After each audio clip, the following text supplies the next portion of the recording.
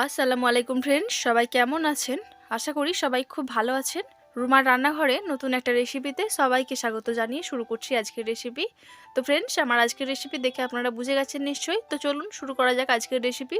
প্রথম থেকে শেষ অবধি দেখতে থাকুন, আশা করছি আপনাদের ভালো লাগবে। আজকে আপনাদের পাউডার দুধ দিয়ে গোলাপ জামুন বানিয়ে দেখাবো। তো চলুন শুরু করি। তো এই গোলাপ জামুন বানানোর জন্য আমার এখানে পাউডার দুধ লাগবে 1 বাটি পরিমাণ।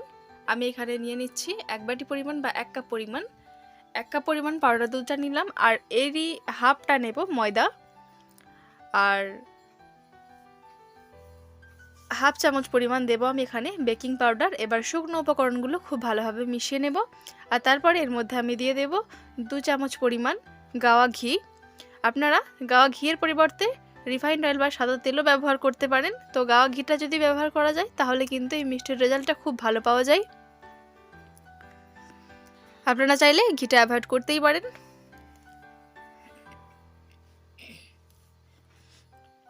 তো এবার হাত দিয়ে খুব ভালোভাবে মিশিয়ে নিচ্ছি। তো এরকম একটা ভিজে ভিজে মাখা হবে এরকম। তো এরপরে আমি দুধ দিয়ে পুরো খামিরটা রেডি করে নেব। তো এখানে আমি 1 কাপ পরিমাণ দুধ নেব।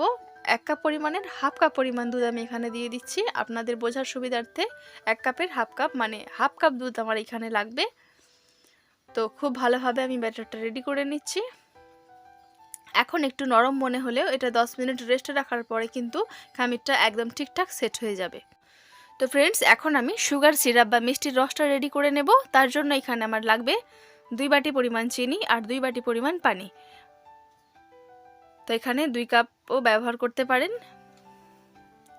তো আমি বাটি নিয়েছি এখানে 2 বাটি চিনি আর 2 বাটি পানি দিয়ে সিরাপটা আমি ফুটতে দেব। আর এখানে আমি একটু স্মেল আনার জন্য বা একটু ফ্লেভার আনার জন্য এখানে দিয়ে দিচ্ছি 2-3টে এলাচ একটু ফাটিয়ে নিয়ে দিয়ে দিচ্ছি। এখন সুগার সিরাপটা খুব ভালোভাবে ফুটে উঠেছে। এই সিরাপটাকে আমি মিনিট 4 মতো একটু ফুটিয়ে নেব, আর তারপরে এর মধ্যে আমি দিয়ে দেব 1 চামচ পরিমাণ লেবুর রস, যাতে করে সুগার সিরাপটা বা মিষ্টির রসটা খুব বেশি আঠালো বা চটচটে না হয়, সেই জন্য। তো এখন আমি ফ্লেমটা অফ করে দিলাম আর এটা ঢেকে রেখে দেব, আর মিষ্টিগুলো এখন আমি রেডি করে নেব। তো এই দেখুন 10 মিনিট পরে মিষ্টির খামিরটা কিন্তু খুব ভালোভাবে সেট হয়ে গেছে, শক্তমতো হয়ে গেছে। তো এখন আমি 2-3টে এলাচের দানা ফাটিয়ে বার করে নিয়েছি, আর তারপরে মিষ্টির খামিরের মধ্যে দিয়ে দিচ্ছি। তো এই দেখুন অল্প অল্প করে নিয়ে আমি ছোট ছোট বল রেডি করে নেব মিষ্টির। খুবই সহজ কিন্তু এই বলগুলো বানিয়ে নেওয়া। যদি একটু হাতে লেগে যায় তাহলে কিন্তু হাতের মধ্যে একটু তেল বা ঘি আপনারা নিয়ে নিতে পারেন। তো আমি একটু ঘি হাতের মধ্যে বুলিয়ে নিয়েছি, আর তারপরে মিষ্টিগুলো রেডি করে নিচ্ছি। খুবই সহজ এই মিষ্টিগুলো বানিয়ে নেওয়া। তো সবগুলো মিষ্টি একই প্রসেসে আমি বানিয়ে নিচ্ছি। তো অর্ধেকটা খামিরের মিষ্টি আমার এতগুলো হয়েছে। এখন আমি এই মিষ্টিগুলোকে ভাজতে দেব, আর তারপরে আরও কিছুটা খামির যেটা আছে সেই মিষ্টিগুলো আমি রেডি করে নেব। তো তেলটা আমি বসিয়েছি 1 মিনিট আগে। তো এই সময় কিন্তু মিষ্টিগুলো দিয়ে দিতে হবে। আর যদি তেলটা খুব গরম অবস্থায় আপনারা মিষ্টিগুলো ছাড়েন তাহলে কিন্তু কালারটা খুব তাড়াতাড়ি চলে আসবে, ভেতর থেকে কিন্তু একদমই খেতে ভালো হবে না। ভেতরটা কিন্তু দলা পেকে যাবে, সফট হবে না। সেই জন্য মিষ্টিগুলো দিতে হবে তেলটা যখন হালকা গরম থাকবে। তো মিষ্টিগুলো দেওয়ার পরে হালকা হালকা বুদবুদ উঠতে শুরু করেছিল, আর এই দেখুন আস্তে আস্তে কিন্তু কালারটা খুবই সুন্দর আসছে পারফেক্টভাবে। আর মিষ্টিগুলো ফুলে কতটা বড় হয়ে গেছে।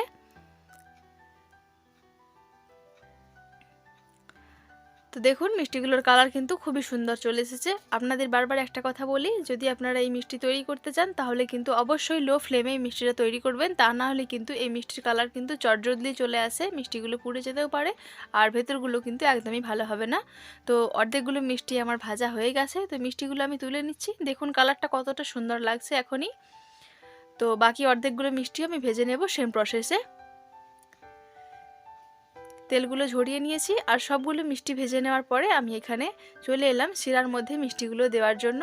আর শিরাটা কিন্তু এখনও একটু গরম আছে, একটু মানে ভালোভাবেই ভালো রকমই গরম আছে। আপনারাও চেষ্টা করবেন যদি শিরাটা গরম না থাকে অবশ্যই শিরাটা একটু গরম করে নেবেন, তাহলে কিন্তু মিষ্টিগুলো শোক করতে খুবই তাড়াতাড়ি শোক করে যায় বা ভিজে যায় মিষ্টিগুলো। তো এখনও পর্যন্ত শিরাটা খুব ভালোভাবেই গরম ছিল, সেই জন্য আমি আর গরম করলাম না। প্রায় 2 থেকে 3 ঘন্টা ভিজিয়ে রাখার পরে এই যে ফিরে এলাম। তো দেখুন মিষ্টির রসটা খুব ভালোভাবে টেনে নিয়েছে আর মিষ্টিগুলো এখন ডুবানো অবস্থায় আছে। যখন দিয়েছিলাম তখন কিন্তু ভাসমান অবস্থায় ছিল। আর দেখুন মিষ্টিগুলো দেখতেই কতটা সুন্দর লাগছে। এই দেখুন কালারটা কতটা সুন্দর আসছে, দেখতে লোভনীয় লাগছে, খেতেও মনে হচ্ছে খুবই ভালো হবে।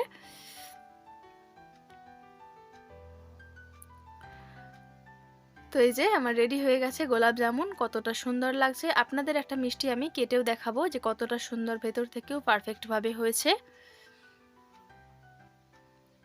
আপনারাও চাইলে কিন্তু ঝটপট বানিয়ে ফেলতে পারেন পাউডার দুধের গোলাপ জামুন।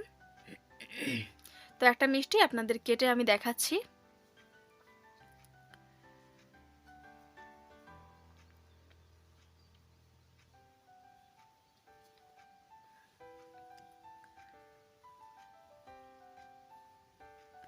তো এই দেখুন ভেতর থেকেও কতটা সুন্দর হয়েছে, দেখলেই খেতে ইচ্ছা হবে।